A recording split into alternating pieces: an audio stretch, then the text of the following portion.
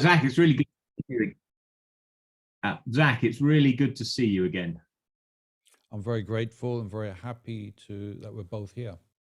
Yeah, and I'm really looking forward to having a discussion with you this evening about my book, The End of Law. Yes. Now, the subtitle of that book was How Law's Claims Relate to Law's Aims. And you may remember when the coronavirus pandemic was on, we got all sorts of rules and guidance from the government.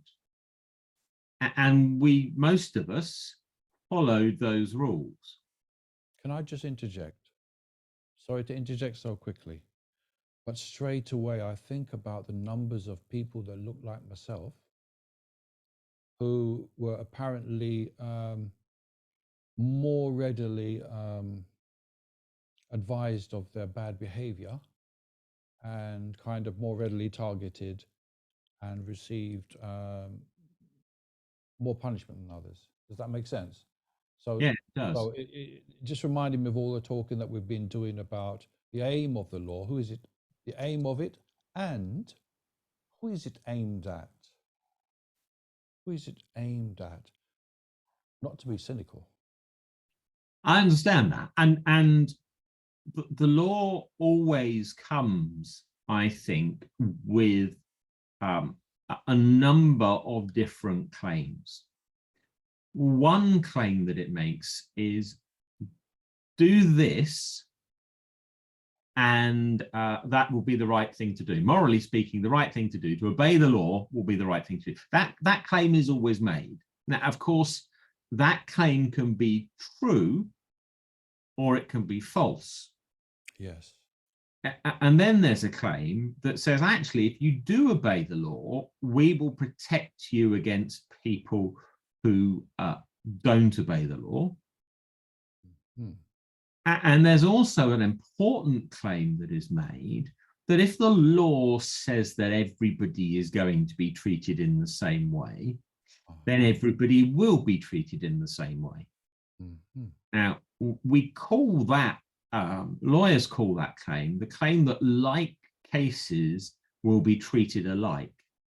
And Zach, your initial intervention shows that, one of the problems is you can have a law that appears on its face to apply to everyone equally. And then you ask, well, how does this apply in practice?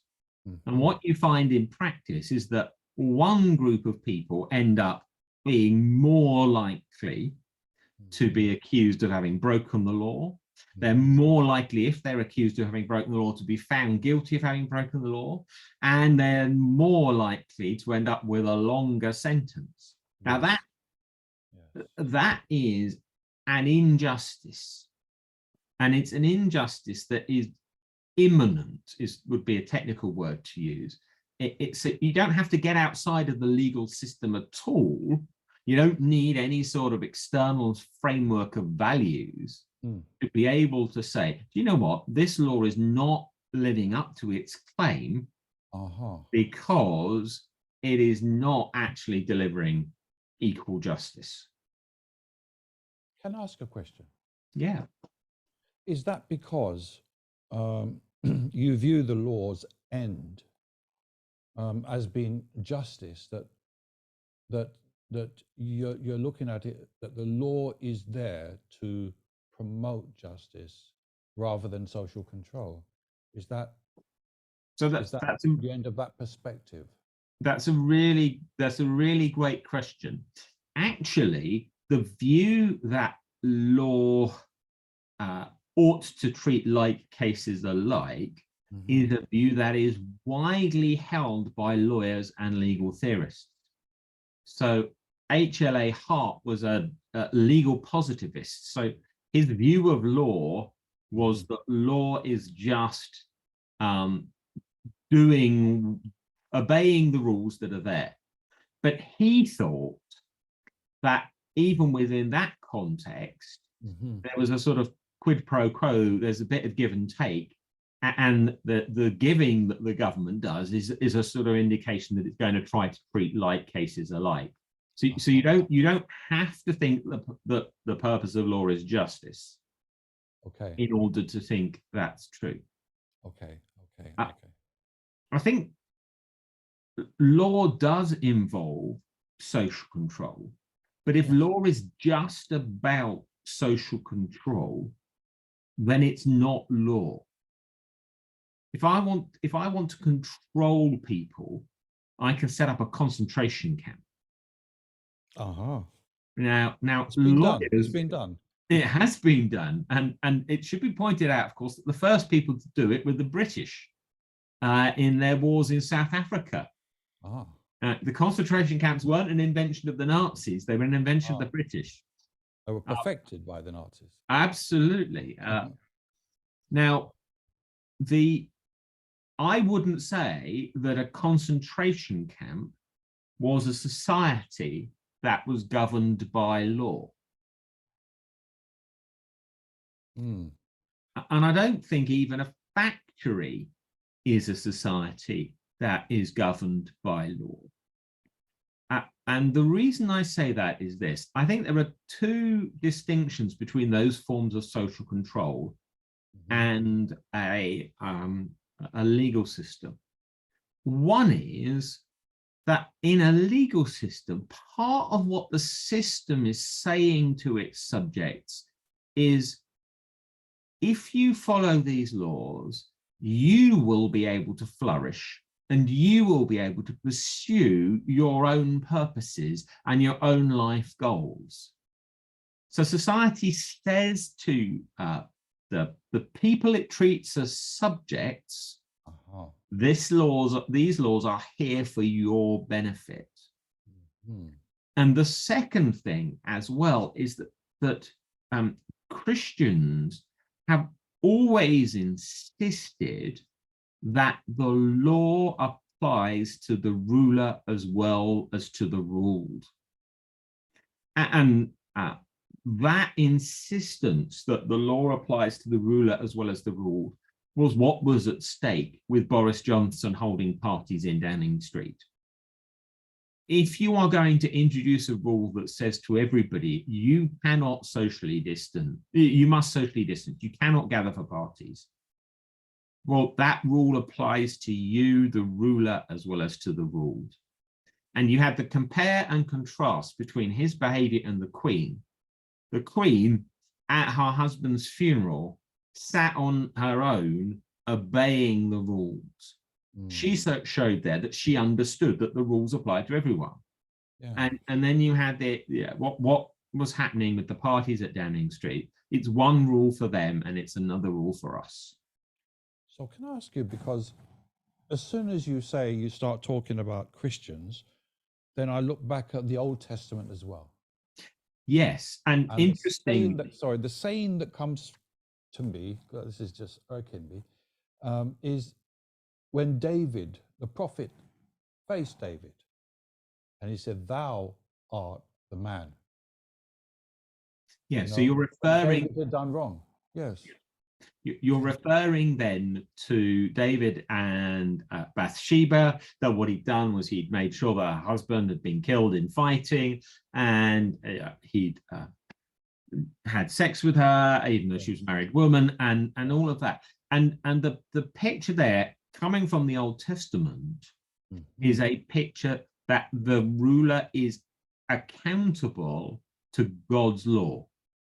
God's law there, in that case, the Ten Commandments, was higher than the king. And you're right, that Christianity gets that idea from the Old Testament, and it's no accident that it was Lord Wolfson, who was one of the first government ministers to resign over Boris Johnson's Partygate affairs, is an observant Orthodox Jew.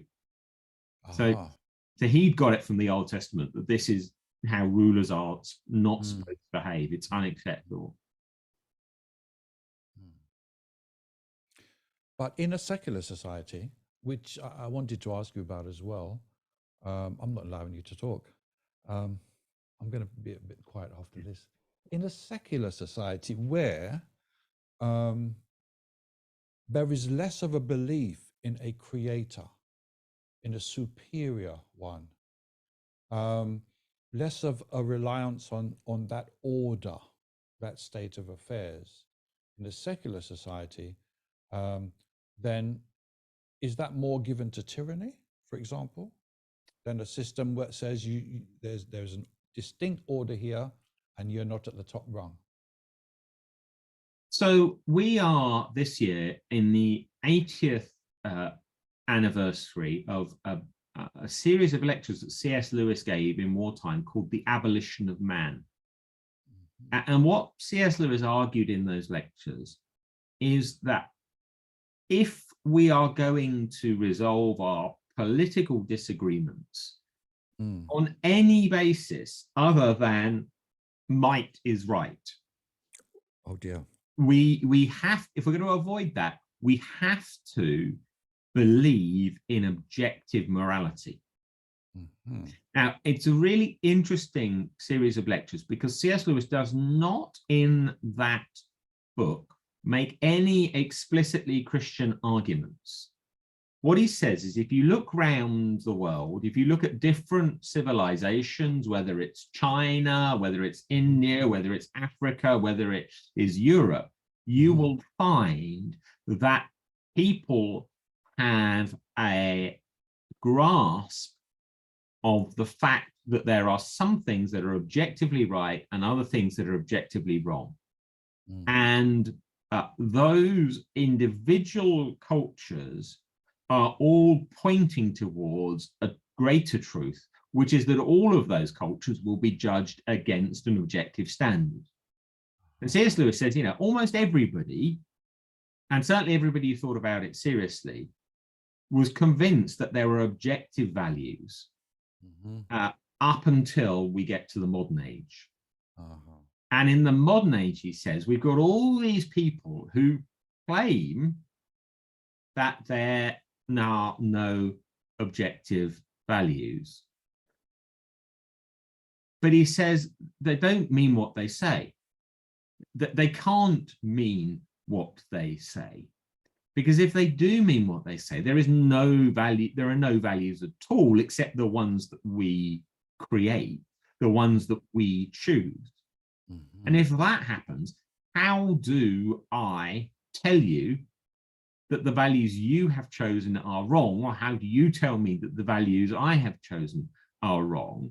Well, unless we're going to do it by collecting likes on Facebook, or who's got the bigger group of thugs who can enforce their views. Or Instagram. Instagram is a good method. Yeah, we've got no basis for resolving things. So he says, if you want a society that is governed by law, if you want a society that is governed by right and wrong, if you want to have rational, reasoned debates about good and evil, about better and worse, you have to do that on the basis of an assumption that there is objective morality.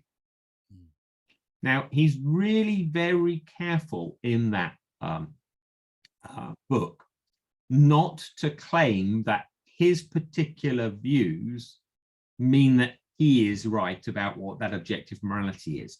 Indeed, what he wants to say is that none of us, no individual, no group, no society, no culture, no religion has got it completely right about what these objective values are. We are all judged by those values, which constitute some sort of higher law. And he says you don't need to believe in a God in order to believe that. But you do need to believe that if you're going to believe in right and wrong in a sensible way at all. Now, I think what your question was driving at is it's certainly the case that if you don't believe in a God, you've stripped away one really important reason for believing that there is objective morality. And C.S. Lewis's concern was that we had generations of people who were being taught that there was no objective morality without realizing just how dangerous and how novel that idea is. So part of what I wanted to do in my book, The End of Law, was to say laws are always not just saying, here is the stick, and the police will beat you up and take you off to prison if you don't obey the law. There's also the carrot of this is the right thing to do. Now, we know that very, very often when the law says this is the right thing to do, it's incorrect, that the claim that it is making is not made out. But the only way you can actually say that law is asking me to do something wrong, instead of really saying that law's asking me to do something I don't want to do or something I don't like to do, is if you're saying that that law needs to be measured against an external standard. Yes. That there has to be some sort of objective order against which that's going to be measured. Now, there are a number of different ways of describing that objective order. One way of describing it is natural law, and that term shows that we're comparing the law that human beings make, which is sometimes referred to as positive law, with a higher law, a law in nature.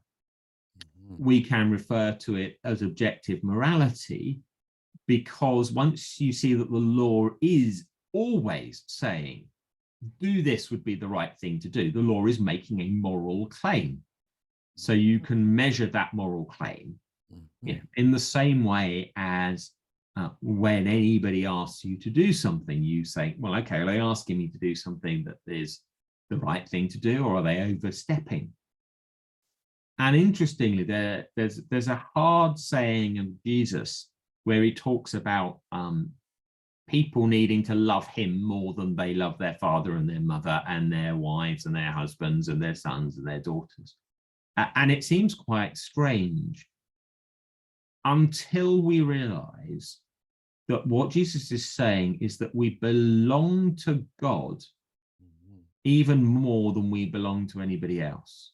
Yes. And for people who live with abusive parents or abusive husbands or wives or abusive children, actually knowing that there's a point at which somebody's demands on you, however manipulative they may be, are ones that you can rightly say no to. Yes. That's really important and incredibly freeing. Yes. Yes. It's a bit beyond I'm walking in my own truth.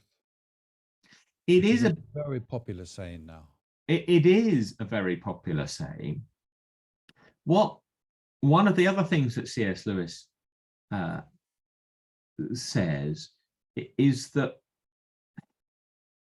we used to have a picture of how all the individual bits of morality fitted together.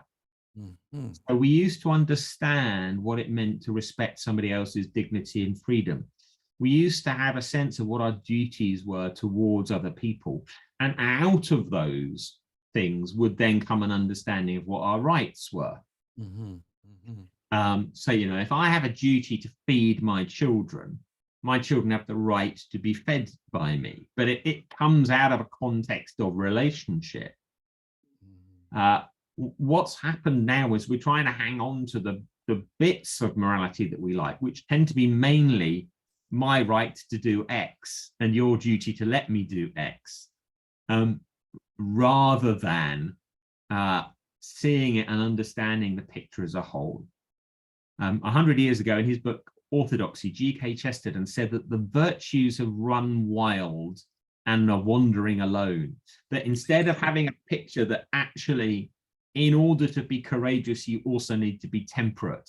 And in order to be wise, you also need to be courageous. And these things all fit. In order to be loving, you need to be hopeful. And in order to be faithful, you need to be loved. And instead of understanding that these all fit together, we pick the ones that we like and we make them the sole bit of morality for us.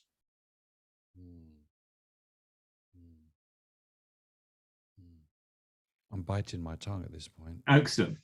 Well, I want you to be, I want people to hear this quite carefully. What I am saying is that any law or any legal system makes these claims that doing this would be right, but those claims can be wrong. So the idea that there is a link between law and morality, the idea that law depends on morality in some way, is not a guarantee that what the law is going to be telling you is the right thing to do. I'm not saying that there's a presumption in favor of obeying the law. What I am saying is that we actually have a critical standard against which we ought to be asking questions of anybody, any authority who issues us instructions.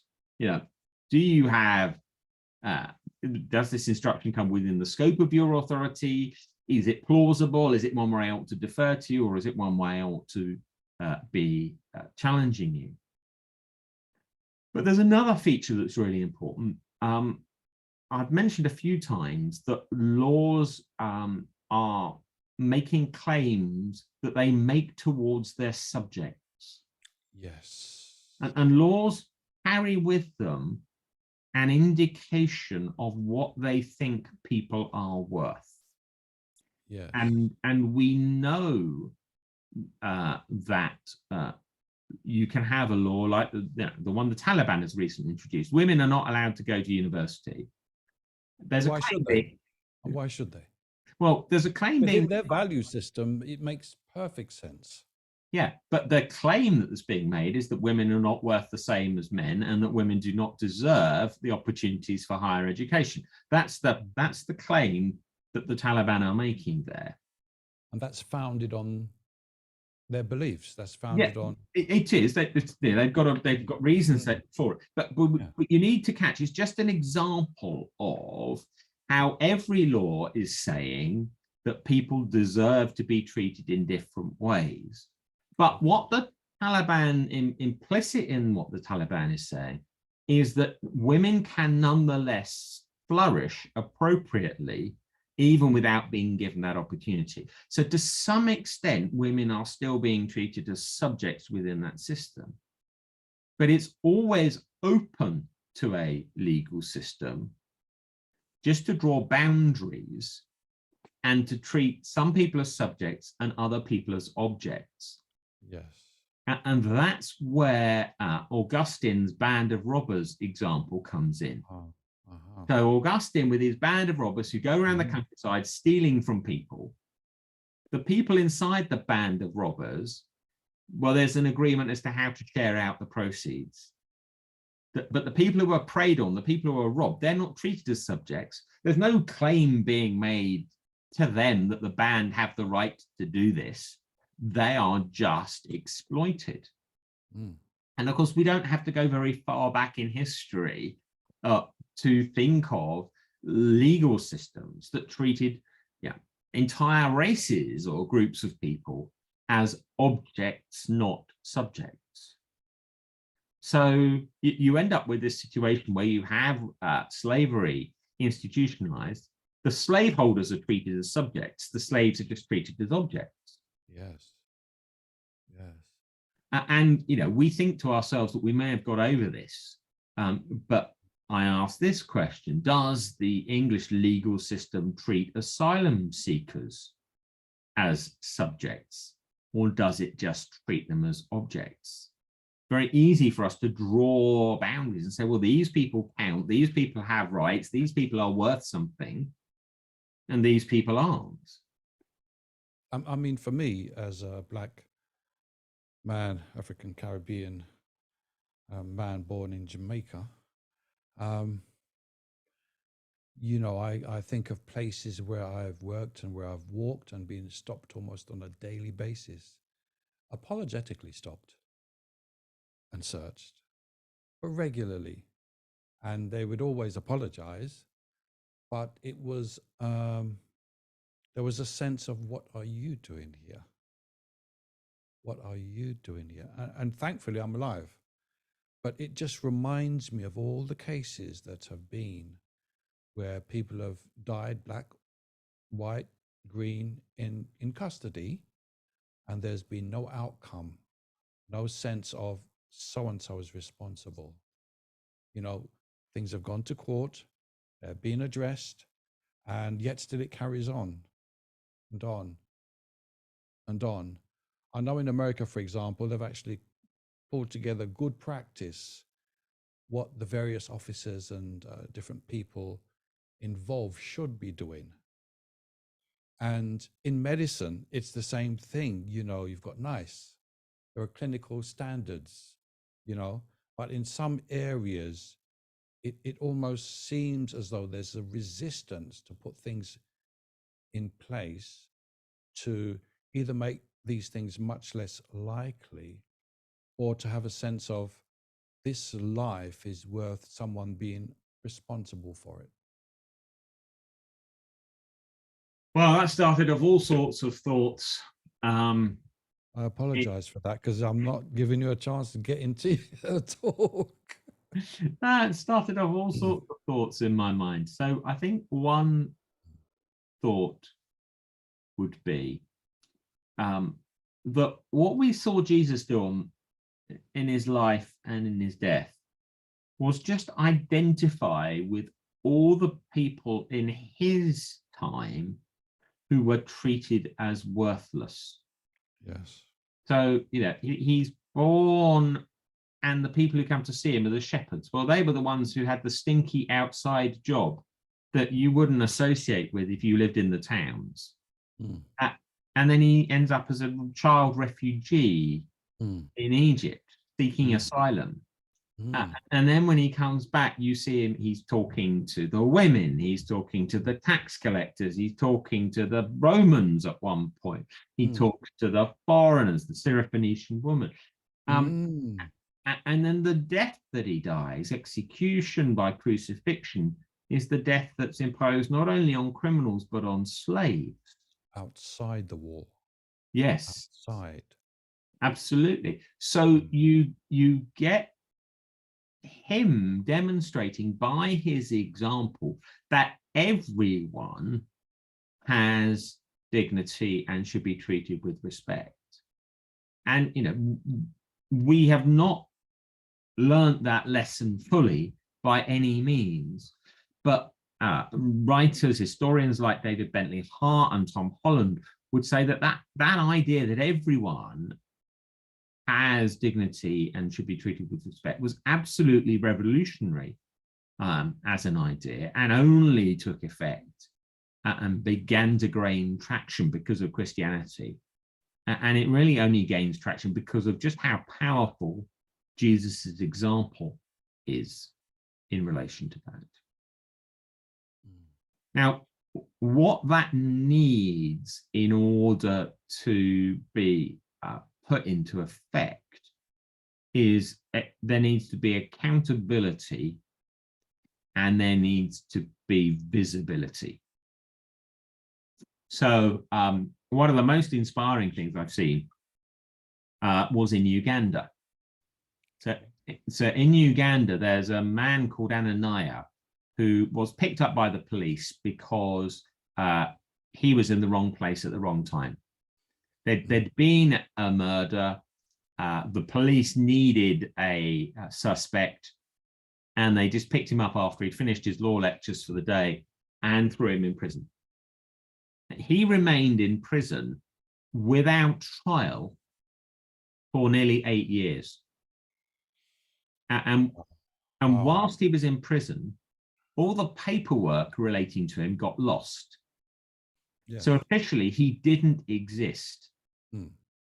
And it wasn't until Christian lawyers went in to the prison that they met him, that they were able to start getting his case documented, that they were able to demonstrate that there wasn't a shred of evidence against him, and they were able to get him released.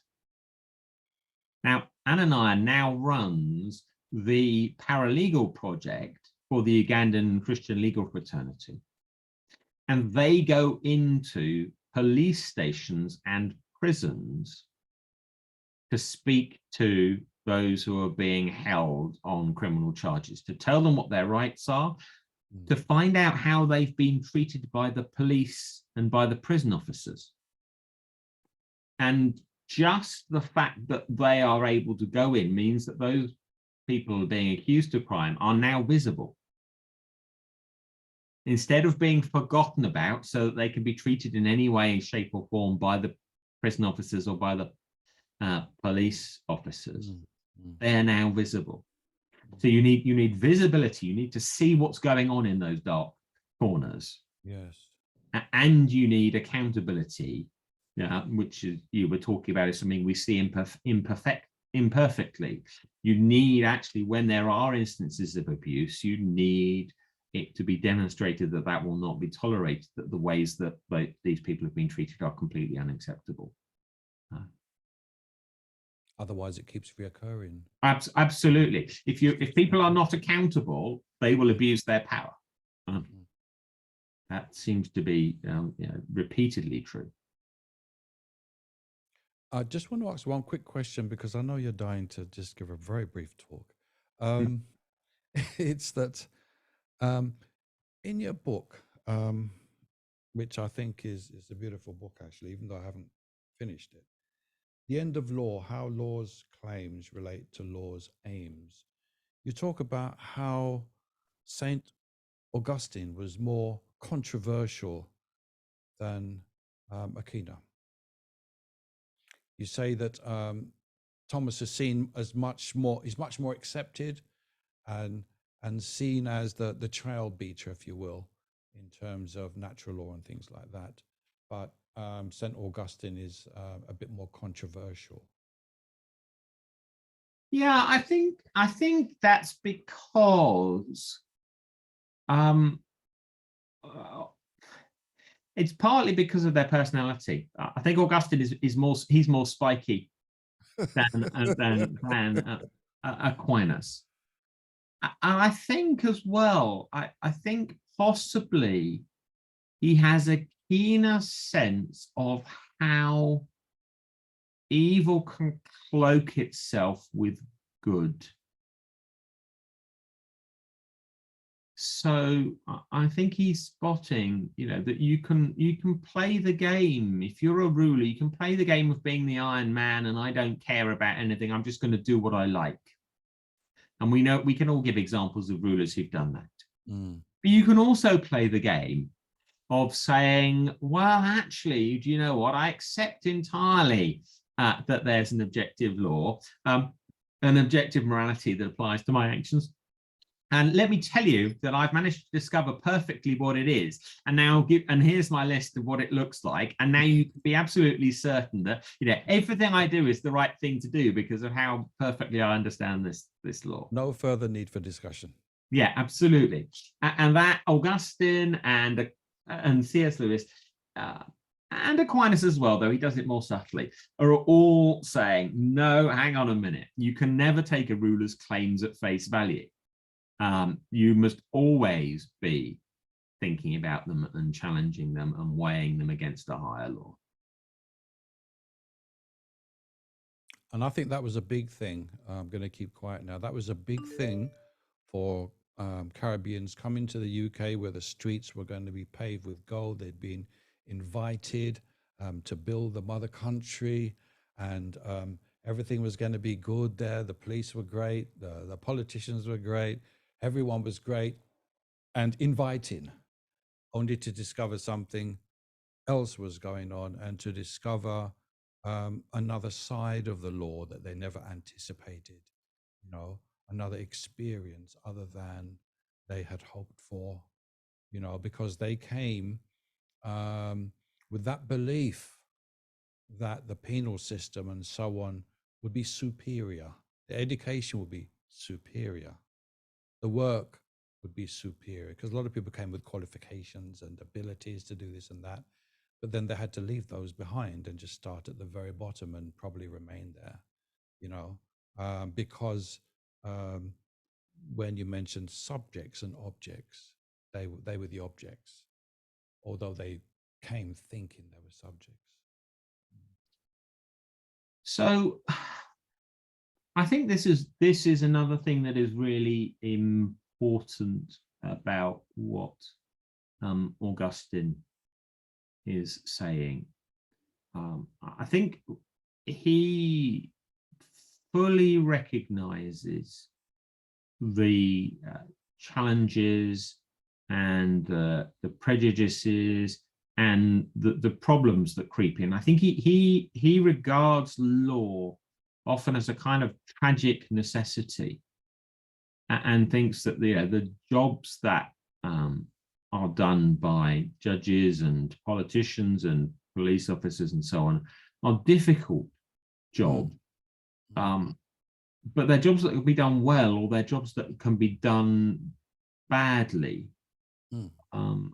I've recently listened to Leroy Logan speaking, and just how impressive he is as a witness to getting inside a racist police force and being a presence there, but just how difficult and challenging that was for him. And so Augustine was involved in the mess of all of that, regularly writing to governors, petitioning on behalf of prisoners and so on.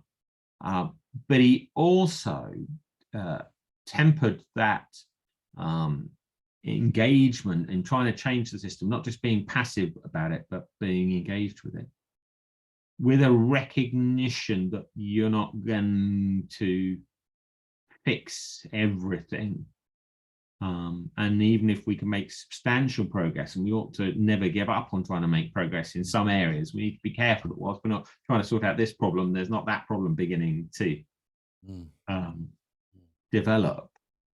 And so he was very clear that there was always going to be this gap between the kind of justice that we experience in the here and now and what justice really is. Yes.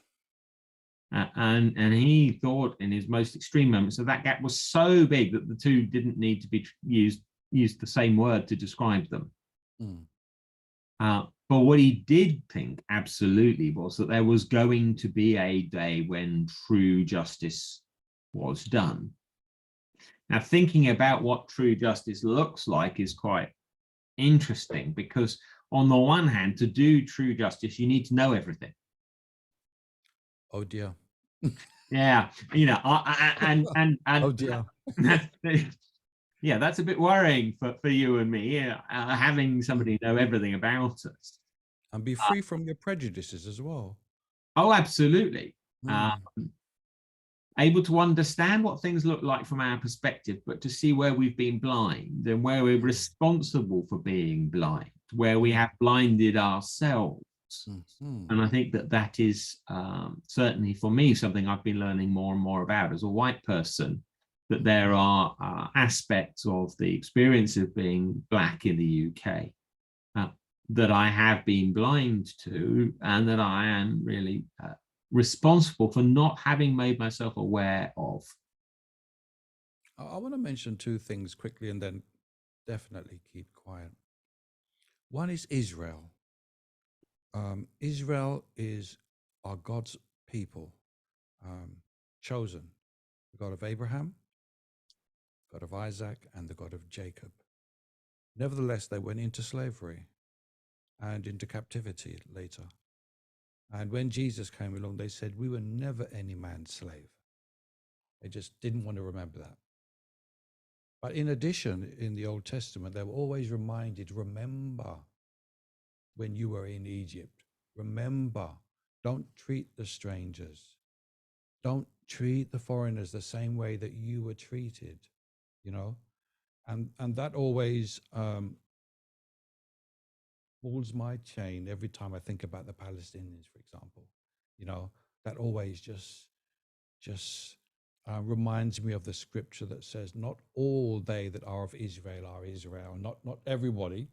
God has a way of looking at Israel, because, that brings in the church and everybody. Not everybody that goes to church, not everybody of a specific denomination.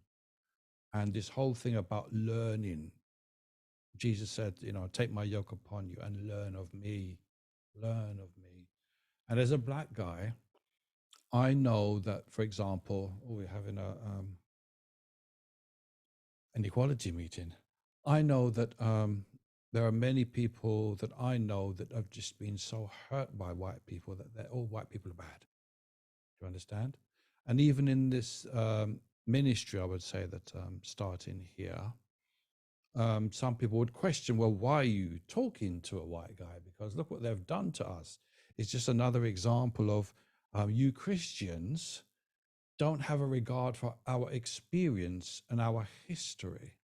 But the love that you've been talking about earlier, the Syrophoenician woman, the woman at the well, the Samaritan lady, you know, that Jesus talked to her.